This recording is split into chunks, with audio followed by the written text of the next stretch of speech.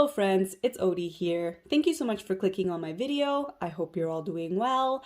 So today I was supposed to do a little Mother's Day project with my son. We were going to make a paper flower pot for Grandma. And he was really excited at first. He helped me pick out the colored paper. He picked out the little jar here for the flowers. He even made a flower. This is the one that he put together. But he soon decided that his work here was done and he is now outside playing with his papa, which is totally fine. No problem. I can finish it up. But yeah, I thought I would film this. This is going to go up after Mother's Day because I'm just that slow. But this project, you know, it's not just specifically for Mother's Day. This would make a cute gift for Grandma's birthday, Mama's birthday, or if your child just wants, you know, to make something decorative for their room and they're artsy or crafty, this is a fun project. So yeah, let me just get into the supplies here quickly. So I will be using some flour. Oh my goodness, I moved my camera. Sorry about that. Yeah, so I will be using some flower hole punches. These are the two I will be using for the demo, and these are from Michaels. I have purchased all my hole punches from Michaels using their coupons. I get weekly coupons. Usually it's like 40 or 50% off one item, so yeah. Next, I have this floral foam or wet foam. This I also picked up from Michaels a few years ago. This is pretty old. As you can see, it's kind of changing color, but I'm still going to use it. You don't have to use floral foam. If you have styrofoam or even Play-Doh, you can use that. I've got my glue gun over there, the little jar that you can easily get from Dollarama. I have some colored cardstock paper. My cardstock paper is from Michaels. I have these sticker gems from Dollarama, wire cutters, scissors. These wires, I believe these are from Dollarama. I will also be using this thin paintbrush to curl the petals on the flowers. So you just need something similar to this that you can use to curl the petals on the flowers. And then lastly, I have some decorative stems from Dollarama. So that is it for these supplies. Let's get into the tutorial.